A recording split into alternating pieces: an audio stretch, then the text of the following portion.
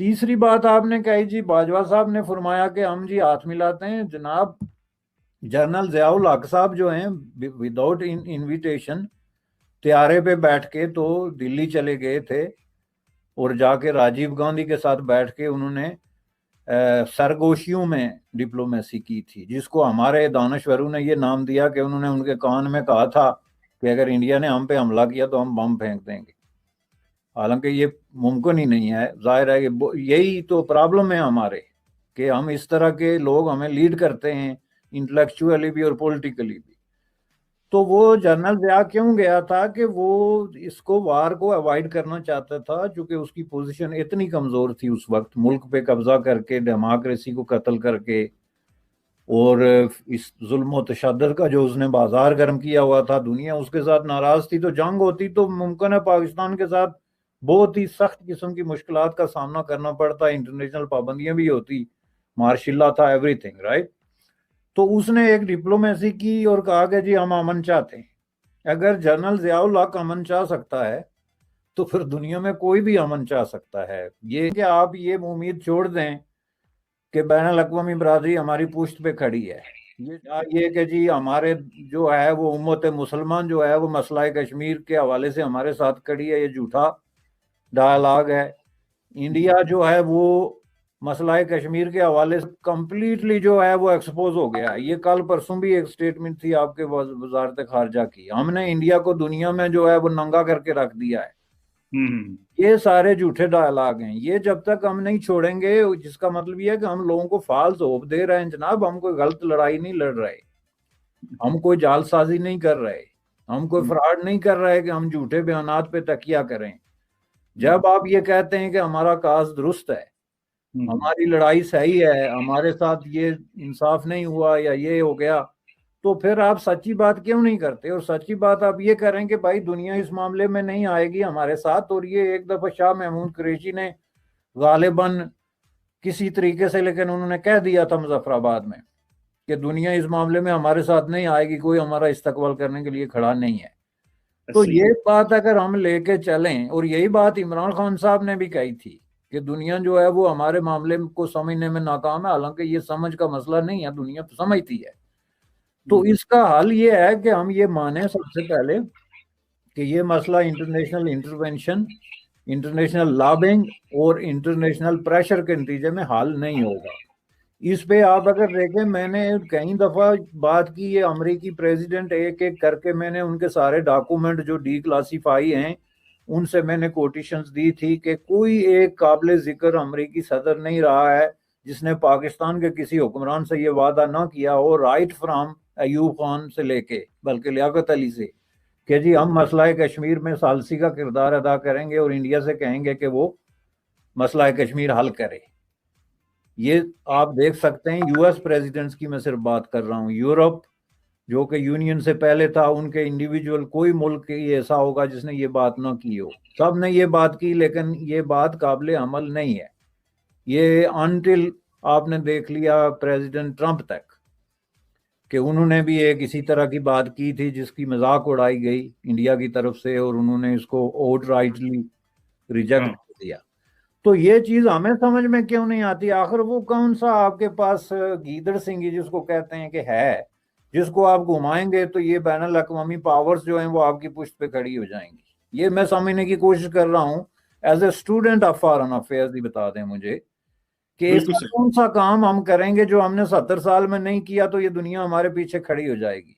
और जब दुनिया हमारे पीछे खड़े होने के कोई चांसेस नहीं है तो ये झूठ बोलना हम कब छोड़ेंगे, ताकि लोग अपनी कुव्वत बाजू पे और अपने आप पे भरोसा करके अपने काज को खुद उठाएं। बिल्कुल सही है, आपने बड़ी कॉम्प्रिहेंसिव अंडरस्टैंडिंग दी है। और जो आपने ये कहा कि जी हमें वो जो नई रियलिटीज हैं जो इंटरनेशनल सिस्टम की तब्दील होने के बाद, उनको इनकॉर्पोरेट नहीं किया इस सोल्यूशन में कि कश्मीर को कैसे सॉल्व किया जाए।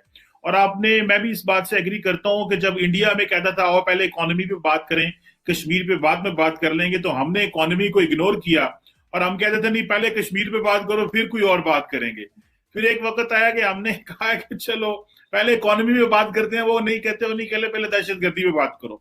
सो उन्होंने जो एक वो टेबल टर्न कर दिया है, सो वो जारी बात है, the ball is not in our court, the ball is in their court, कि वो क्या करते हैं और किस तरह करते हैं। तो जारी बात है इसमें हमें मैं एब्सोल्युटली एग्री ऑन दिस कि ये जो इंटरनेशनल सिस्टम है इसमें हमारी जो स्पेस है वो श्रिंक होती जा रही है, बिकॉज हमारा जो एक ग्लोबल क्लाउट है, बल्कि मैं तो ये कहता हूं कि जैसे आपको पता है कि अफगानिस्तान से अमेरिका बाहर चला गया, तो हमारा तो अमेरिका वाशिंगटन में भी वो नहीं रहा, बल्कि अगले दिन आपको पता है कि जो एंटनी ब्लिंकन है, जो नए सेक्रेटरी ऑफ स्टेट है, उनकी जो ट्वीट आई पाकिस्तान और भारत के हवाले से, भारत से उन्होंने कहा कि हम तो बड़े अच्छे बात करेंगे और बड़ा वो करेंगे, डायलॉग होगा और इंडो पैसिफिक पे डिस्कशन होगी। और मैंने अपने फ्रेंड जयशंकर से बात की पाकिस्तान में वाले में, उनकी जो पहली ट्वीट थी उन्होंने कहा जी उमर सईद शेख को आपने क्यों छेड़ा, मैंने पूछा अपने फॉरेन मिनिस्टर से। तो मतलब हमें थोड़ा सा इन डेप्थ चीजों को देखना है, और मुझे लगता है ये है कि हम बहुत ज्यादा डोमेस्टिक चीजों में तो फंसे हुए हैं, लेकिन हमें ये नहीं पता कि हमारी ग्लोबल आउटलुक क्या होनी चाहिए और दुनिया को हमें किस तरह देखना चाहिए। वो अनफॉर्चुनेटली हमारे वजीर आजम साहब कहते हैं कि हमें दुनिया से मुतासर होने की जरूरत नहीं है, अपना जो मर्जी हम जो है ना वो करें। खैर एनी हो, ये भी एक और डिस्कशन है। सर जो अगला अहम सवाल मैं आपसे करना चाहता हूं, ये तो हो गया एक ग्लोबल आपने जो एक स्ट्रक्चर खींचा और उसमें कश्मीर इशू और पाकिस्तान और भारत की जो चेंजिंग पोजीशन में हमारा अनचेंज्ड पर्सपेक्टिव ने हम उसी के नीचे आ गए। बेसिकली दिस इज व्हाट आपने एक अपना सारा वो किया। सर अगला जो पॉइंट मैं आपसे पूछना चाहता हूं वो ये है कि ये जो परसेप्शन भारत में है, leave aside the international community, ये जो भारत में परसेप्शन है पाकिस्तान के बारे में, इसको कैसे बदला जा सकता है?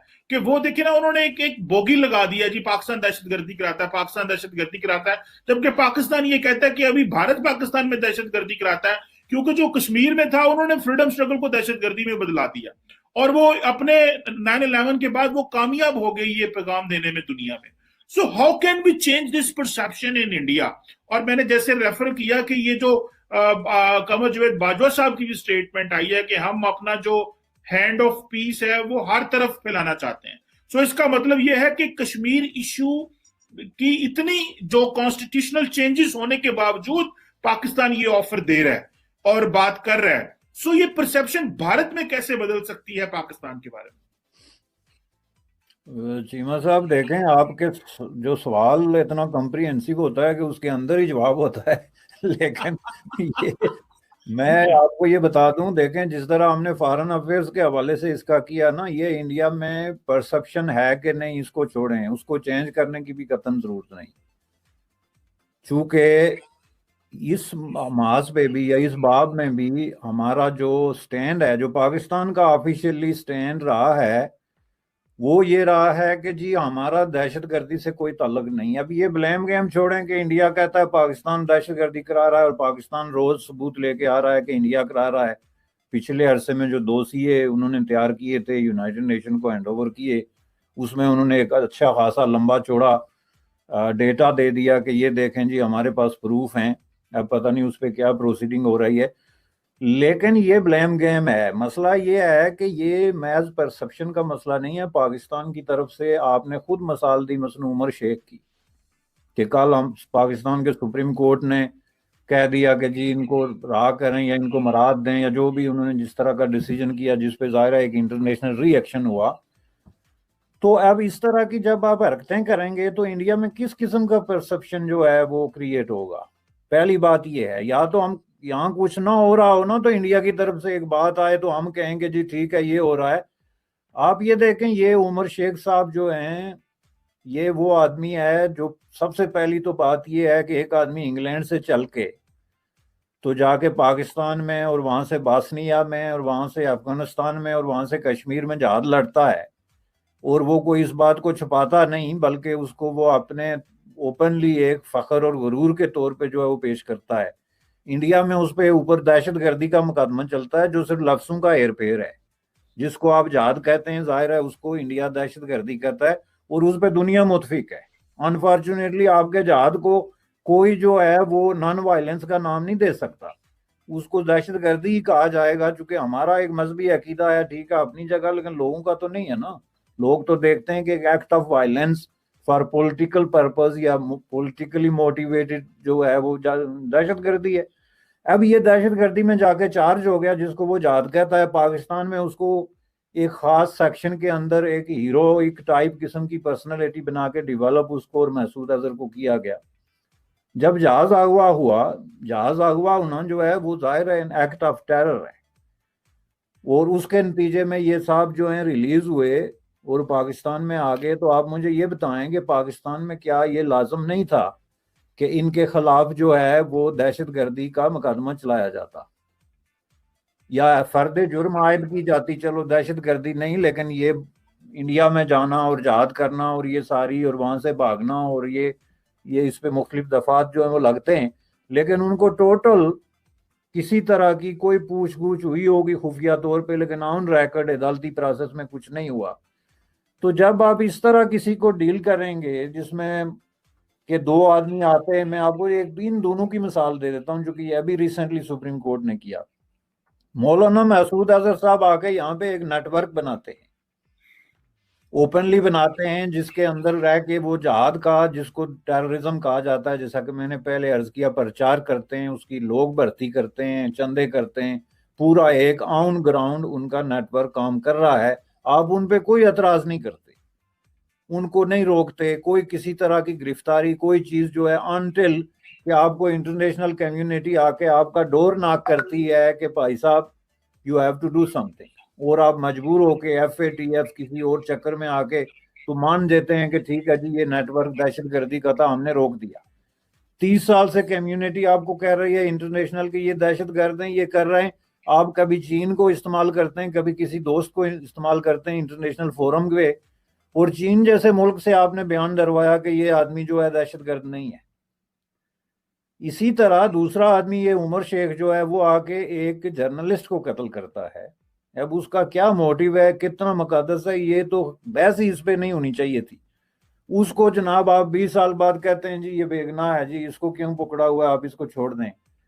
تو اس سے پھر دنیا میں کہاں پہ آپ کو کوئی کسی دلیل کی ضرورت ہے کہ آپ دہشت گردی یہاں پہ جو ہے ان کو شیلٹر بھی حاصل ہے، ان کو فیسیلیٹیٹ بھی کیا جاتا ہے، ان سے تعارض برتا جاتا ہے، ان کو سپیس دی جاتی ہے، یا ان کو جان بوجھ کے چھٹی دی جاتی ہے کہ آپ جو مرضی کرتے رہیں۔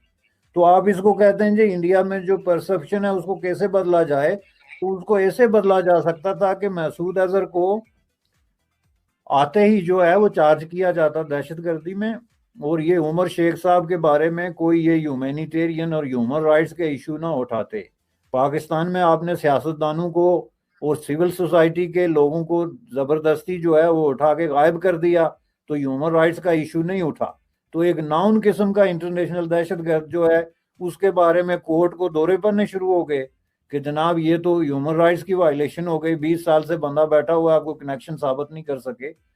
یہ چیزیں جب ہم کریں گے، یعنی اس کا دوسرا مطلب سمپلی یہ ہے کہ یہ پرسپشن تب چینج ہوگا جب واقعی پاکستان میں جس طرح کے عمران خان صاحب نے اعلان کیا تھا کہ ہم پاکستان کی دھرتی کو کسی بھی دہشت گردی کی کارروائی کے لیے استعمال نہیں ہونے دیں گے، اور ریپیٹڈلی پیچھے جتنے حکمران آئے انہوں نے بھی مختلف الفاظ میں سب سے نمایاں اور واضح اعلان تو میرے خیال میں عمران خان صاحب کا تھا، جو انہوں نے انڈیا میں بھی کیا۔ آپ نے وہ ویڈیو دیکھا ہوگا، وہ فنکاروں کے سامنے جو انہوں نے بڑے جوش میں آ کے کہا تھا کہ میرے دور میں ایسا نہیں ہوگا۔ تو یہ اگر آپ کر لیں تو یہ صرف ایک دن میں چینج ہو جاتا ہے۔